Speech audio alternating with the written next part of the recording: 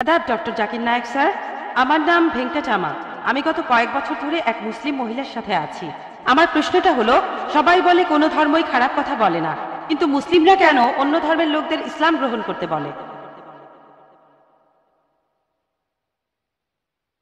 বোন, আপনি বললেন যে আপনি একটা মুসলিম পরিবারের সঙ্গে থাকেন অনেক বছর ধরে, তারপর বললেন যে সব ধর্মে ভালো সব কথা থাকে, কিন্তু মুসলিমরা আমাকে ইসলাম গ্রহণ করতে বলে কেন? পয়েন্ট নাম্বার ওয়ান, অন্য যেসব ধর্ম আছে সেগুলো যা বলে তার বেশিরভাগ কথাই ভালো, তবে ইসলাম ভালো কথা বলার পাশাপাশি আপনাকে দেখাবে কিভাবে সেটা অর্জন করতে হয়।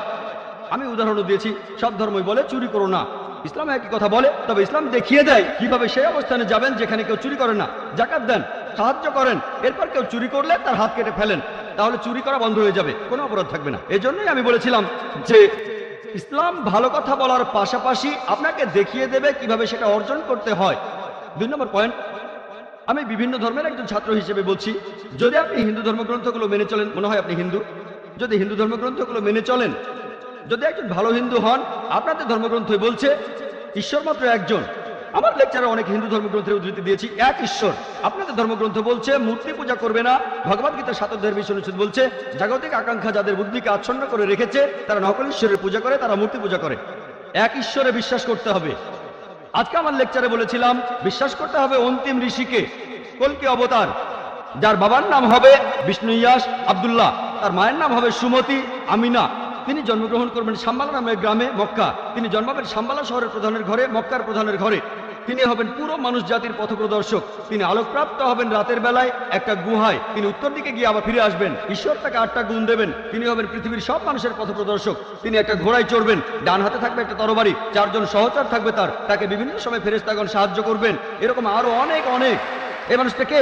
যদি ভালো হিন্দু হয়ে থাকেন তাহলে আপনি এই অন্তিম ঋষিকে বিশ্বাস করবেন, তা না হলে আপনি ভালো হিন্দু নেই।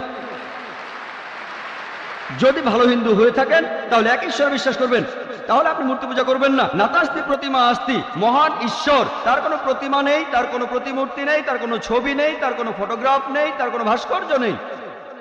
আর আমি বিতর্ক করেছি পণ্ডিতদের সাথে, হিন্দু পণ্ডিত, ওনারা শঙ্করাচার্য অনেক, সেখানেও কথা বলেছি। কোন শঙ্করাচার্যই আমাকে বলেননি ভাই আপনি ভুল বলেছেন, কেউ না।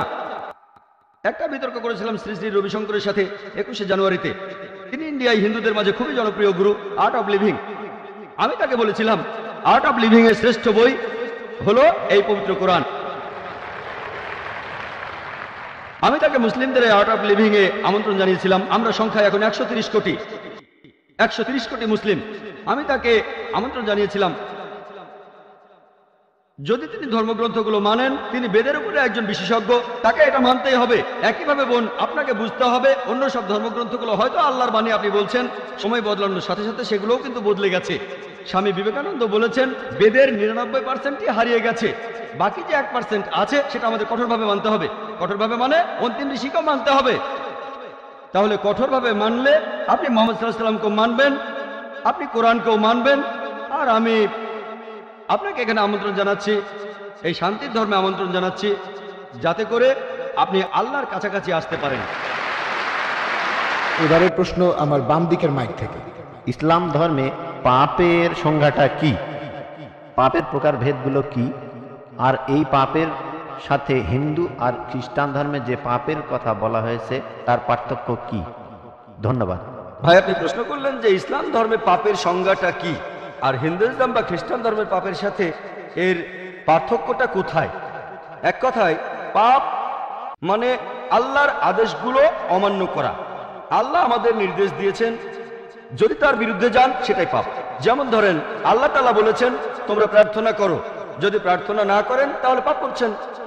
আল্লাহ তাআলা বলেছেন তোমরা মদ খেও না, যদি মদ খান তাহলে পাপ করছেন। তাহলে আল্লাহ তাআলার আদেশ অমান্য করা এক কথায় সেটাই পাপ। আর সব ধর্মে পাপের সংজ্ঞাটা এটাই।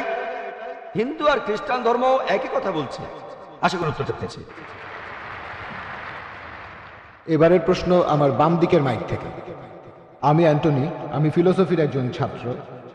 আপনার লেকচার থেকে আজকে যেটা শিখলাম যে সব ধর্মই বলে এমন সব কথা যেগুলো কমন, আর এমনকি মুহাম্মদও কমন, সব ধর্মেই আছে। কিন্তু পবিত্র কোরআনটা কোন দিক থেকে আলাদা? কোরআন এমন কি বলছে যেটা অন্য ধর্মে বলা নেই। যেমন ধরেন মোহাম্মদ, তার কথা সব ধর্মের বইতেই তো বলা হয়েছে। ভাই খুব সুন্দর প্রশ্ন করেছেন। আপনি বললেন যেটা কমন সেটা মেনে চলতে। সব ধর্মগ্রন্থই বলে মুহাম্মাদের কথা, আর কোরআনও বলছে মুহাম্মাদের কথা। এখানে নতুন কি আছে? খুবই সুন্দর প্রশ্ন। অন্য সব ধর্মই বলে যে পরবর্তীতে একজন নবী পৃথিবীতে আসবেন, আর বাইবেলও বলছে। আপনি তো খ্রিস্টান, সম্ভবত আপনি পবিত্র বাইবেল পড়েছেন। গসপেল অফ জন 16 নম্বর অধ্যায়ের 12 নম্বর থেকে 14 অনুচ্ছেদে আছে, ঈসা আলাইহিস সালাম শিষ্যদের বলছেন, আমি তোমাদের অনেক কথা বলতে চাই, কিন্তু তোমরা এখন সেটা বুঝতে পারবে না, কারণ যখন সত্যের আত্মা তোমাদের সামনে আসবে সে তোমাদের সত্যের পথে নিয়ে যাবে। আর সে তার নিজের কথা বলবে না, যা শুনবে সে কথাগুলোই বলবে। যে তোমাদের ভবিষ্যতের কথা বলবে সে আমাকে মহিমান্বিত করবে। তার মানে সব ধর্মগ্রন্থ, হিন্দু, পার্সি, বৌদ্ধ, ইহুদি, খ্রিস্টান সবাই বলছে একজন নবী পৃথিবীতে আসবেন, একজন নবী আসবেন। কিন্তু কোরআন বলছে ইনি সেই নবী যার উপর কোরআন নাজিল হয়েছে। সেই নবী চলে এসেছেন। যখন আপনি ক্লাস 1-এ পড়ছেন, আপনার স্কুলে সবার উপরে ক্লাস 10, তারপর ক্লাস 2-তে উঠলেন, তখনও লক্ষ্য ক্লাস 10, তারপর ক্লাস 3-তে উঠলেন, তখনও ক্লাস 10ই লক্ষ্য। এখানে শুধু স্কুলের কথা বলছি। Class 5, class 6, class 7, class 8, class 9, তারপর ক্লাস 10-এ উঠলেন, তারপর এসএসসি পরীক্ষা দেবেন, ঠিক? তার মানে এই না যে ক্লাস 1 আর ক্লাস 10-এর পড়াশোনা এক। আপনি ক্লাস 10-এর জন্য প্রস্তুতি নিচ্ছেন। প্রস্তুতি নেওয়া হয়েছে 1400 বছর আগে। আল্লাহ তাআলা এই নবীকে পাঠিয়েছেন। যীশু খ্রিস্ট বলেছেন, আমি তোমাদের অনেক কথা বলতে চাই, কিন্তু তোমরা এখন তা বুঝতে পারবে না, কারণ যখন সত্যের আত্মা তোমাদের সামনে আসবে সে তোমাদের সত্যের পথে নিয়ে যাবে। তাহলে 1400 বছর আগে আল্লাহ তাআলা বুঝেছিলেন যে সেটাই সঠিক সময়। এখন পৃথিবীর মানুষ এই কথাগুলো বুঝতে পারবে, অর্থাৎ পবিত্র কোরআন। অন্যান্য সব ধর্মগ্রন্থে কথা বলা হয়েছে যে মহান ঈশ্বর একজন। বর্ণনাগুলো হয়তো আলাদা। সব ধর্মগ্রন্থই বলছে এক স্রষ্টার কথা। আমরা মানব নবীদের আর চূড়ান্ত নবী মুহাম্মদ সাল্লাল্লাহু আলাইহি ওয়াসাল্লামকে। সারমর্মটা হচ্ছে একই, বর্ণনাগুলো হয়তো আলাদা। আর পবিত্র কোরআনে সূরা মাইদা 3 নম্বর আয়াতে বলা হয়েছে, আজ এই দিনে আমি তোমাদের দিন পূর্ণাঙ্গ করলাম, তোমাদের দিন মনোনীত করলাম ইসলাম, তোমাদের প্রতি আমার অনুগ্রহ সম্পূর্ণ করলাম পুরো মানুষ জাতির জন্য। পবিত্র কোরআন নাজিল হওয়ার পর নতুন কিছু যোগ করা যাবে না, কোনো কিছু বাদ দেওয়া যাবে না।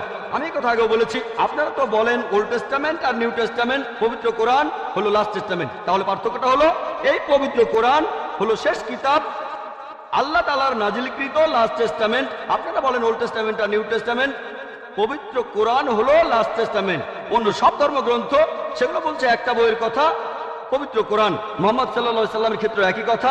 অন্য ধর্মগ্রন্থ বলে যে নবী মুহাম্মদ আসবেন। ইসলাম আমাদের শেখায় আল্লাহ নবীর কাছে যে কিতাব নাজিল করেছেন আর আমাদের নবীজির হাদিসের মাধ্যমে, এটাই হলো চূড়ান্ত ধর্ম পুরো মানুষ জাতির জন্য। আদম আলাইহিস সালাম থেকে প্রথম মানুষটা থেকে শেষ দিন পর্যন্ত এখনো আছে, শেষ পর্যন্ত থাকবে। অন্য সব ধর্মই বলছে এক ঈশ্বরের কথা, বলছে যে শেষ নবী আসবেন। আপনাকে এটা মানতে হবে, এটা মানতে হবে, প্রয়োগ করতে হবে, তাহলে সত্যিকারের খ্রিস্টান হতে পারবেন। সেজন্য আমি বলি ইসলাম আর খ্রিস্টান ধর্মের সাদৃশ্যের উপর আমি একটা লেকচার দিয়েছিলাম, সেখানে প্রমাণ করেছি যে মুসলিমরা আমরা খ্রিস্টানদের চাইতে অনেক বেশি খ্রিস্টান। খেয়াল করে দেখবেন আমরা যীশু খ্রিস্টকে সাধারণ খ্রিস্টানদের চাইতে অনেক বেশি মানি। আমার ভিডিও ক্যাসেট দেখতে পারেন, ইসলাম ও খ্রিস্টান ধর্মের সাদৃশ্য। এবারের প্রশ্ন আমার বাম দিকের মাইক থেকে। স্যার, আমার নাম এল রবিশঙ্কর শ্রীধর। আমি বর্তমানে বিইডি কলেজের প্রিন্সিপাল হিসেবে আছি। আমি অন্য ধর্মগ্রন্থগুলো পড়েছি, যেমন বাইবেল, কোরআন, হাদিস ইত্যাদি। এছাড়াও আমি মুসলমানদের নামাজ পড়ার নিয়মও শিখেছি। স্যার, একটা হাদিস বলা আছে, নবীজি সাল্লাল্লাহু আলাইহি সাল্লাম এক সিরিয়ানকে বলেছেন যে ধর্ম বদলানোর দরকার নেই, আর তুমি কালিমাও বলো না, তখন প্রয়োজন ছিল। তবে এখন দেখি যে পৃথিবী অনেক বদলে গেছে, আমাদের সামাজিক অবস্থান বদলেছে, এছাড়া আমাদের সমাজও বদলেছে। আর একটা ব্যাপার জানতে চাচ্ছি, এমন কি কোনো রকম ছাড় দেয়া আছে যদি কেউ ইসলাম পালন করতে চায়? আমরা জানি ইসলাম ধর্মের কিছু ব্যাপার ফিজিক্সের মাধ্যমে প্রমাণ করেছেন বিজ্ঞানী ক্যাপরা আর স্টিফেন হকিং, যেমন সময় আর বিশ্বজগৎ কিভাবে সৃষ্টি হলো। এখন আনাল হক, আমি খোদা, এই টাইপের ধারণার কোনো স্থান আছে? 5 ওয়াক্ত নামাজ পড়লাম, ধর্ম মানলাম, এরপর আমরা অন্য সময় কি বলতে পারি যে আনাল হক? এটা কি মানতে পারি? আর ভাই প্লিজ একবারে একটা প্রশ্ন করেন, হাতে সময় কম, এই প্রশ্নটার উত্তর দেই। প্রশ্ন করার জন্য অনেকে দাঁড়িয়ে আছেন। ভাই আপনি প্রশ্ন করলেন যে তিনি একটা হাদিস জানেন যেখানে নবীজি এক সিরিয়ানকে তার ধর্ম বদলাতে বারণ করলেন। বলেন। যে তুমি বলবে না লা ইলাহা ইল্লাল্লাহ বাজারের মধ্যে, তাকে মারা হতো। ভাই আপনি বললেন যে নবীজি এক লোককে বাজারের মধ্যে লা ইলাহা ইল্লাল্লাহ বলতে বারণ করেছেন, না হলে তাকে মারা হতো। আমি জানি না আপনি কোন হাদিসের কথা বলছেন। একটা হাদিস বলছে জোরে আল্লাহু আকবার বলো না, লা ইলাহা ইল্লাল্লাহ না। এটা বলা হয়েছিল কারণ যুদ্ধের সময় তারা লুকিয়ে আছে আর শত্রু আসছে, তখন জোরে আল্লাহু আকবার বলো না, কারণ তাহলে শত্রুরা টের পেয়ে যাবে। বাজারের মধ্যে না, যুদ্ধের ময়দানে। আরেকটা হাদিস বলছে জোরে বলো যাতে অন্যান্য মুসলিমরা উৎসাহিত হয়, তাই পরিস্থিতির উপর নির্ভর করে।